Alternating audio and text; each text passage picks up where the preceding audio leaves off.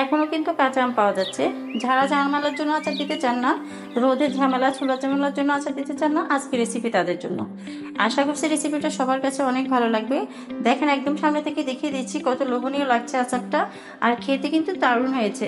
এটা কিন্তু আপনি সাথে সাথে তৈরি করে খেতে পারবেন না, এক সপ্তাহ 8 থেকে 10 দিন পর এটা খাওয়ার উপযুক্ত সময় হবে, যেহেতু এটা রোদের দিনে চুলোও জ্বালায় নেই, তাই এটা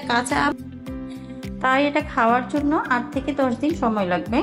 তখন একদম নরম হয়ে যাবে, মুখে দিলে মিলে যাবে। ডাল ভাত এবং খিচুড়ির সাথে এটা বেশ ভালো যায়। চলুন দেখে নেন কীভাবে আমি আচারটা তৈরি করেছি। আমগুলোকে খুব ভালো করে পরিষ্কার করে ধুয়ে শুকিয়ে নিয়েছি, ভালো করে পানিটা মুছে এরকম ছোট টুকরো করে কেটে নিয়েছি। আটির অংশটা বাদ দিয়ে নিতে হবে।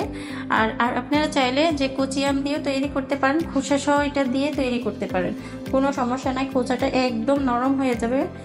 এখন আমি ছোট ছোট এরকম টুকরো করে নিয়েছি। আপনারা চাইলে মিহি কুচি করে আপনাদের পছন্দ অনুযায়ী কুচি করে নিতে পারেন। আমার ভিডিওতে আরও কিছু রেসিপি দেওয়া আছে কাঁচা আমের এভাবে কুচি করে আচার দেওয়া, এটা আমি টুকরো করে দিয়েছি, তো আপনাদের সাথে একটু শেয়ার করলাম। দেখেন সবগুলো আমার এরকম ছোট টুকরো করে নেওয়া হয়ে গেছে। এই পর্যায়ে আমগুলোকে আমি রেস্টে রেখে দিব 2 থেকে 3 ঘন্টা পর্যন্ত।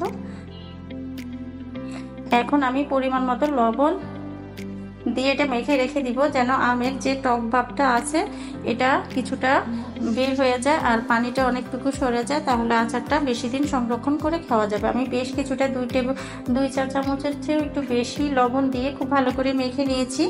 আর বেশি লবণ মনে করবেন না, যেহেতু এটা আমি মেখে নেওয়ার পরে যে পানিটা বের হবে লবণ পানি, ওইটা আমি ফেলে দিব, পানিটা ছেঁকে ফেলে কাপড় দিয়ে মুছে নিব। তাই লবণ এখন এই যে পরিমাণ লবণ দিয়েছি ওইটা কোনো প্রবলেম না, এটাতে শুধু পানিটা বের হওয়ার জন্য লবণটা মেখে নিয়েছি, টক ভাবটা যেন চলে যায়। দেখেন আমার আমগুলোকে আমি ঢাকনা দিয়ে ঢেকে 2 থেকে 3 ঘন্টা পর আমি ফিরে আসছি। এই পর্যায়ে আমি মশলাটা তৈরি করে নিয়েছি। এখানে মুড়ি নিয়েছি 3 টেবিল চামচ, ধনিয়া নিয়েছি 1 টেবিল চামচ, সরিষা নিয়েছি 3 টেবিল চামচ 2 রকম, তারপরে পাঁচফোড়ন 1 টেবিল চামচ, মেথি আর এমনি নর্মাল জিরা 1 চা চামচ দিয়ে সবগুলো মশলাগুলো একটু ভেজে মচমচা করে নিয়েছি। বেশি ভাজবো না, যেন ফ্লেভারটা যেন নষ্ট না হয়। মুচমুচে করে তারপর একটু ঠান্ডা করে গুঁড়ো করে নেব। এ পর্যায়ে যে আমি আমগুলোকে রেস্টে রেখে দিয়েছি, দেখেন আম থেকে অনেকটুকু পানি বের হয়েছে, আমি একটি স্ট্রেনারের সাহায্যে ছেঁকে নিয়েছি। এখন একটা ট্রেতে মেলে দিয়ে তারপর একটা শুকনো কাপড় দিয়ে বা আপনারা চাইলে টিস্যু পেপার দিয়ে ভালো করে কিচেন টিস্যু দিয়ে পানিটা মুছে দিতে পারেন। আর এই পানিটা না মুছলেও চলবে, যেহেতু এটা আমের রস, এটা মুছে দিলে খুব বেশ কিছুদিন আর আচার সংরক্ষণ করতে কোনো ঝামেলা হবে না। এখন আচারটা রেডি করার পালা। প্রথমে আমি একটা কাচের বাটিতে দিয়ে দিব 1/2 কাপ পরিমাণ সরিষার তেল, 3 টেবিল চামচ চিনি আর 1 চামচ বিট লবণ। আর এখানে আমি চিনির পরিমাণটা বলে দিচ্ছি, যার যার টেস্ট অনুযায়ী চিনিটা ব্যবহার করবেন। এখানে হবে টক মিষ্টি ঝাল, এই জন্য চিনির পরিমাণটা কম দিয়েছি।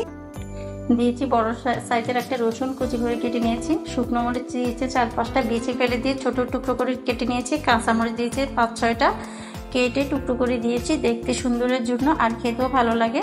সম্পূর্ণ সবগুলো উপকরণ মিশিয়ে এখানে 2 টেবিল চামচ পরিমাণ সরিষা গুঁড়ো দিয়ে দিচ্ছি। এখানে কোনো বাটা মশলা ব্যবহার করিনি, আমি যে মশলাটা রেডি করে নিয়েছি ওই মশলা দিয়ে দিয়েছি 3 টেবিল চামচ পরিমাণ। আর এখানে 3 টেবিল চামচ পরিমাণ ভিনেগার আর লাল মরিচের গুঁড়ো আর হলুদের গুঁড়ো কালারের জন্য ব্যবহার করেছি, মরিচটা দিয়েছি একটু ঝালের জন্য। সম্পূর্ণ সবগুলো উপকরণ যখন মিশিয়ে নিয়েছি, চিনিটা যখন গলে আসবে ওই পর্যায়ে টুকরো করে রেখে দিয়েছি যে আমগুলো, ওই আমগুলোকে দিয়ে খুব ভালো করে মিশিয়ে নিলে রেডি হয়ে যাবে আমার টক মিষ্টি ঝাল আমের আচার। অসম্ভব মজার আচারটা, একবার অবশ্যই পাশে ট্রাই করবেন। যারা এই রেসিপিটা এখনও ট্রাই করেন না, একবার ট্রাই করে দেখবেন, আমার বিশ্বাস সবার কাছে ভীষণ ভালো লাগবে। এই আচারটা তৈরি করার পরে 8 থেকে 10 দিন পর্যন্ত, 10 দিন পর আপনার খাওয়ার উপযুক্ত হবে। একদম সামনে থেকে দেখিয়ে দিচ্ছি, অনেকটাই লোভনীয় লাগছে। এটা কিন্তু এখনো রেডি হয়নি খাওয়ার জন্য, কিন্তু আচারের সকল প্রক্রিয়া শেষ। এই পর্যায়ে আমি যে কাঁচের জারে সংরক্ষণ করব, ওইটাতে খুব ভালো করে জারটাকে আগে ভালো করে রোদে শুকিয়ে নিতে হবে। তারপরে একটু সরিষার তেল দিয়ে মুড়িয়ে নিয়েছি, যেন আচারটা নষ্ট না হয়। তারপরে যে আচারটা তৈরি করে রেখেছি ওই আচারটা কাঁচের জারে দিয়ে একটু চেপে তেলটা যেন সবসময় খেয়াল রাখবেন আচারের উপরে তেলটা যেন বেশি থাকে। যে কোনো আচারের ক্ষেত্রে বেশি দিন সংরক্ষণ করতে চাইলে ডুবো তেলে আচারটা রেখে দিবেন, যেখানে যে কোনো আচার খুব ভালো থাকবে, একদম নষ্ট হবে না। এই টিপসটা সবসময় মাথায় রাখবেন। ডুবো তেলে আচার থাকলে আপনি অনেক দিন পর্যন্ত আচারটা সংরক্ষণ করে খেলেও আপনার স্বাদ ফ্লেভার কোনোটাই নষ্ট হবে না। আর এই আচারটার বিশেষত্ব হলো এটার কাঁচা সুন্দর একটা ফ্লেভার থাকে, তাই খেতে কিন্তু ভীষণ মজা হয়। আশা করছি সবার কাছে ভালো লেগেছে।